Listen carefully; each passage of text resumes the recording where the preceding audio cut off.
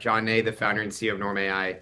Background's in AI research, did a PhD in that, but I've always been really focused on the application of AI to law and policy in particular. So Norm AI is a technology company focused on legal and compliance AI, but we also power Norm Law. So Norm Law is the first AI native law firm really built for institutional clients at a really high level, similar to any other top law firm that you'd work with as an asset manager or financial institution. That provision of legal services through Norm Law, along with the provision of technology through Norm AI, but in a way that is able to leverage both the data that we work with our clients and the team that we have to better serve the client, because we can say whatever is best for you. Is it best to do this through an outside counsel type function, or is it best to in-house some of this for your in-house team to use as your own technology?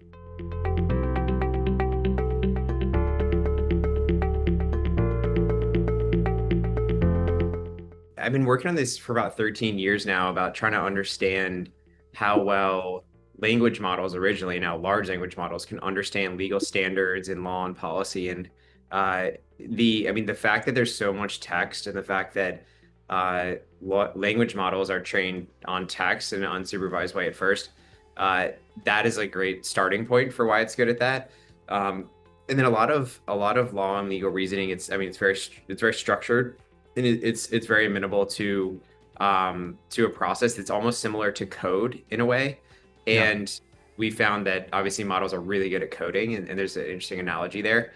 And so when we went from language models to large language models, we obviously saw a major jump in capabilities across a lot of things, including legal reasoning. And so, at that time, I had been doing some sort of research on the side at Stanford Codex around how well these models could understand things like fiduciary duties. And they started to be able to really grok it. And it was still early. I mean, this is, 3 or 4 years ago. So where they are today is pretty incredible. Law is very precedent driven. And so having that historical starting point is very helpful.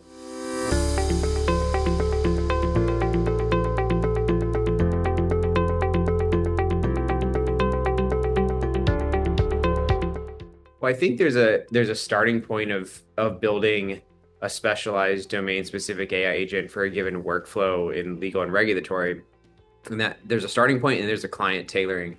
And on the starting point, even that, it still takes a lot of domain expertise, not necessarily to write code anymore, but to supervise what's coming out of what you're writing code for, and to make sure that there's a sort of a quality assurance and trust layer of having attorneys and domain experts, ex-regulators, et cetera, super involved in the process. And so that's one thing. And then the second thing is around how do you have a process and a technology to tailor that base AI agent to a given client's context, and then work super closely with the client to keep that updated and have that be sort of a living, breathing AI agent that understands the specifics and the nuances of their firm.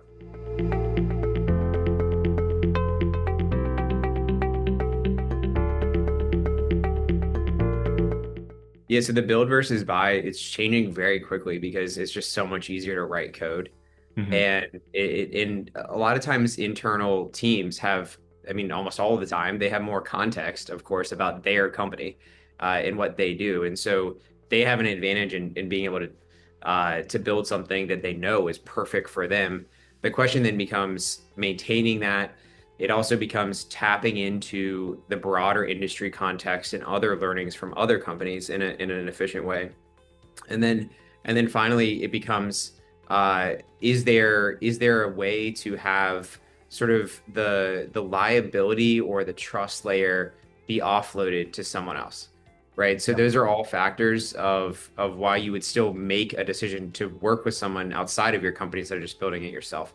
And especially for legal and compliance, that's an area where you want to tap into industry-wide understanding of what's market, what are the trends, what are the norms, if you will, hence the name of our company.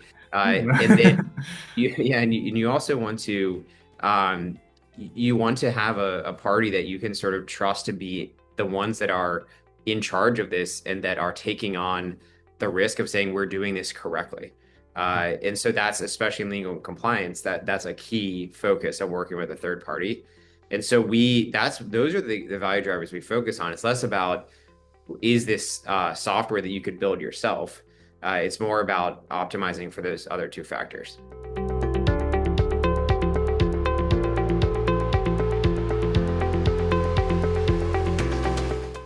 So there's this idea of sort of an AI native workflow where you reorient a workflow around an AI agent or set of them doing the first pass of the task. And so instead of having a human be the pilot and then you have a co-pilot AI, you kind of flip it and you have the AI be the pilot in a way and have humans be co-pilots and supervisors and complementing on that particular workflow. And so that's the most innovative ones are thinking about it as that, as kind of flipping it where it's AI native. Yeah. And what that allows them to do is it allows them to really figure out where is the AI good and where is it not good, and then push out the boundary of where it's good through forcing the issue of complementing it with the professionals, with the people, and then having a compounding thing where, okay, then they can make a change and then it goes back and improves marginally, at least for the next time that something similar is done, the ability to do that thing with the AI. So that really is sort of a mind shift, right? Of being able to do it in a totally different way like that. But that's what the innovative ones are doing.